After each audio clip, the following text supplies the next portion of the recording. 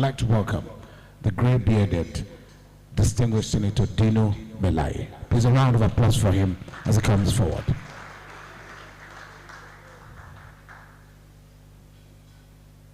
Someone says you are the Kenny Rogers of our time. I don't know how true that is. Please a round of applause for Senator Melai one more time. Thank you. To God be the glory forever and ever. Amen.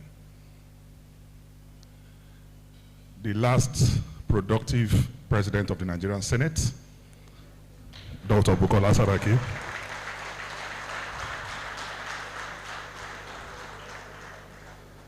distinguished ladies and gentlemen, there was no need for the murmuring. I think it is very, very obvious. He was president of the Senate when there was a Senate. Today, the Senate is a parastatal of the presidency.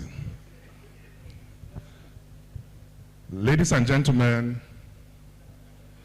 I am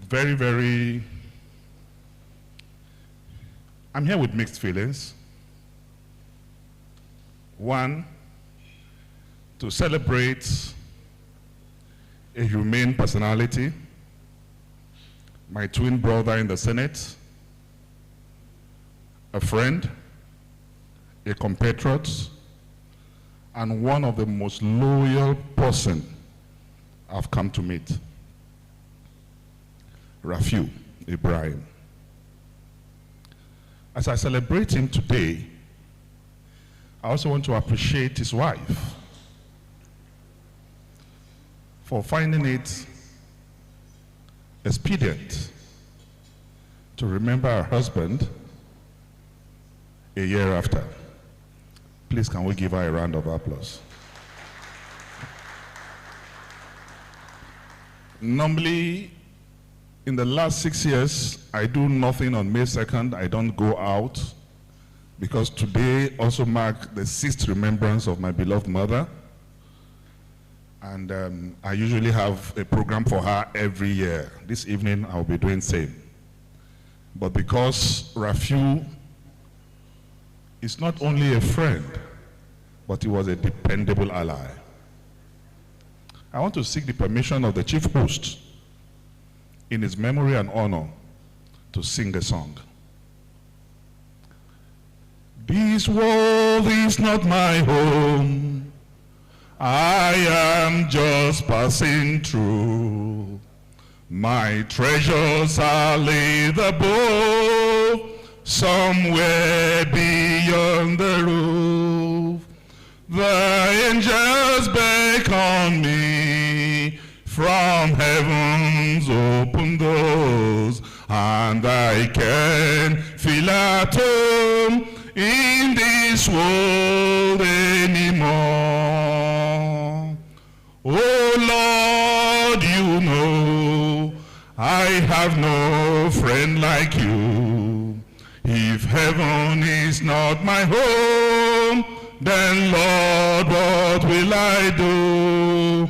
The angels beckon me from heaven's open doors, and I can feel at home in this world anymore.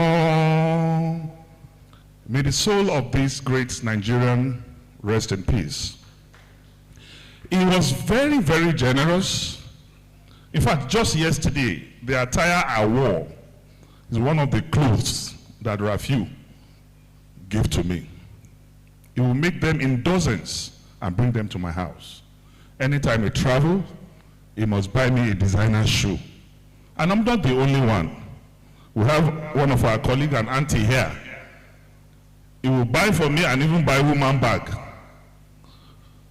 He was very, very generous. What I want us to make out of this solemn program today is to photocopy him in the area of his profound humanity. And I will wrap up by telling us a story on how we can photocopy Rafiu as a humane Nigerian. A story of a lady called Jennifer in Los Angeles who went to a grocery store and stole. Through the instrumentality of the CCTV camera, the police visited her at home, knocked on her door, and said, "You are wanted in the police station." And the policeman asked Jennifer, "Jennifer, what did you steal?" And Jennifer said, "I stole 5 eggs." "Why did you steal 5 eggs?" Jennifer said, "Because my children were hungry." He said, "Come into the car." The policeman drove Jennifer back to the same grocery store and then bought grocery, 2 bags, full bags, and then dropped her off her home. When the policeman got to the police station, his superiors asked, "Where is the woman we asked you to go and arrest?" And the policeman told the superiors, "It is not all the time you apply the law. At times, you apply humanity." Today, we are challenged by the character of Rafiu to please be humane. In everything we do, we must be humane. A celebrated author in America, one of the best-selling books in the world, wrote a book titled, "Who Will Cry When You Die?" Today, many of us are crying from every walk of life. Christians, Muslims, the Yorubas are here, Igbos are here, Yorubas are here, people from Kwara, outside Kwara are here, all crying because of Rafiu. The question is, who will cry when you die? May the soul of our great brother rest in peace.